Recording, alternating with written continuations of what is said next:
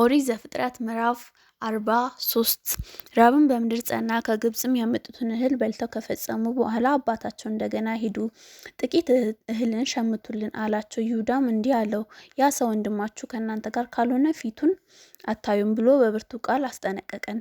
ወንድማችንን ከኛ ጋር ብትሰደው እንወዳለን፣ እህልንም እንሸምትሃለን። ባትሰደው ግን አንሄድም። ያ ሰው ወንድማችሁ ከእናንተ ጋር ካልሆነ ፊቴን አታዩም ብሏል። እስራኤልም አላቸው፣ ለምን በደላችሁኝ? ለዚያውስ ሌላ ወንድም አለን ብላችሁ ለምን ነገራችሁት? እነርሱም አሉ፣ ያ ሰው ስለ እኛ ስለ ወገናችን ፈጽሞ ጠየቀን፣ እንዲህም አለን፣ አባታችሁ ገና በሕይወት ነው፣ ወንድምስ አላችሁስ? እኛም እንደዚሁ እንደ ጥያቄው መልሰንለት፣ በውኑ ወንድማችሁን አምጡ እንዲለን እናውቅ ነበር።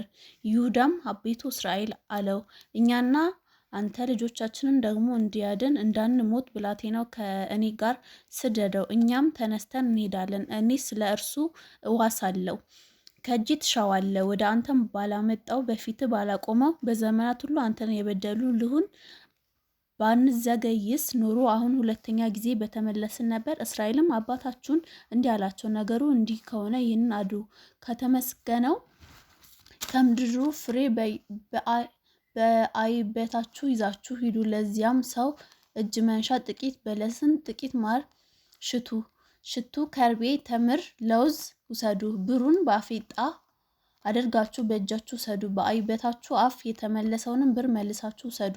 ምናልባት በስህተት ይሆናል። ወንድማችሁንም ውሰዱ። ተነስታችሁም ወደዚያ ሰው ተመለሱ። ሁሉንም የሚችል አምላክ ሌላውን ወንድማችሁና ብንያምን ከእናንተ ጋር ይሰድድ ዘንድ በዚያ ሰው ፊት ምሕረትን ይስጣችሁ። እኔም ልጆቼን አጣው። ሰዎችም በእጃቸው ያችን እጅ መንሻ አጠፊታውን ብር ብንያምንም ወስደው ተነስተው ወደ ግብጽ ወረዱ። በዮሴፍም ፊት ቆሙ። ዮሴፍም ብንያምን ከእነርሱ ጋር ባየው ጊዜ የቤቱ አዛዥ እንዲህ ብሎ አዘዘው፣ እንደነዚያ ሰዎች ወደ ቤት አስገባቸው፣ እርድም እረድ አዘጋጅም። እነዚያ ሰዎች በእኩለ ከኔ ጋር ይበላሉ። ያ ሰው ዮሴፍ እንዳለው አደረገ።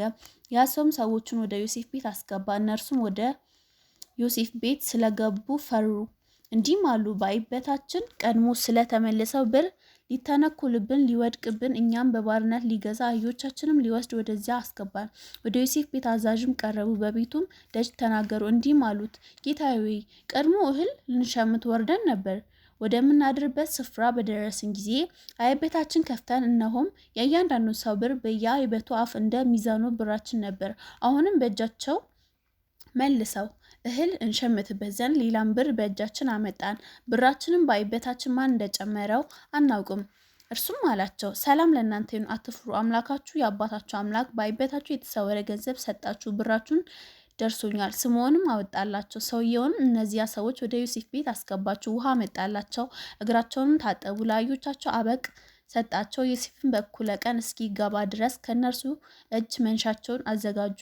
ከዚያ እንጀራ እንደሚበሉ ሰምተዋል። ዮሴፍም ወደ ቤቱ በገባ ጊዜ በእጃቸው ያለውን እጅ መንሻ በቤት ውስጥ አቀረቡለት፣ ወደ ምድርም ወድቀው ሰገዱለት። እነርሱም ድህነታቸውን ጠየቃቸው፣ እንዲህም አለ፣ የነገራችሁን ሽማግሌ አባታችሁ ደህና ነውን? ገና በሕይወት አለን? እነርሱም አሉት፣ ባሪያ አባታችን ደህና ነው፣ ገና በሕይወት አለ።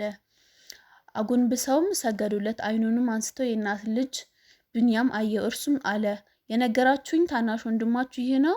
እንዲህም አለው፣ ልጄ ሆይ እግዚአብሔር ይባርክ። ዮሴፍ ቸኩለ፣ አንጀቱ ወንድሙን ናፍቆታል። ሊያለቅስም ወደደ። ወደ እልፍኙም ገብቶ ከዚያ አለቀሰ። ፊቱን ታጥቦ ወጣ። ልቡንም አስታግሶ እንጀራ አቅርቡ አለ። ለእነርሱም ለብቻው አቀረቡ። ለእርሱ ለብቻቸው፣ ከእርሱ ጋር ለሚበሉ ለግብጽ ሰዎችም ለብቻቸው። የግብጽ ሰዎች ከዕብራውያን ጋር መብላት አይሆንላቸውም። ይህ ለግብጽ ሰዎች እንደ መርከስ ነው። በቤቱ በኩር እንደ ታላቅነቱ፣ ታናሹ እንደ ታናሽነቱ ተቀመጡ። ሰዎችም እርስ በርሳቸው ተቀነቁ። በፊት ካለው መብል ፈንታቸውን አቀረበላቸው። የቢንያም ፈንታ ከሁሉም 5 እጅ የሚበልጥ ነበር። እነርሱም ጠጡ፣ ከእርሱም ጋር ደስ አላቸው። ክፍል 44 ይቀጥላል። እናመሰግናለን።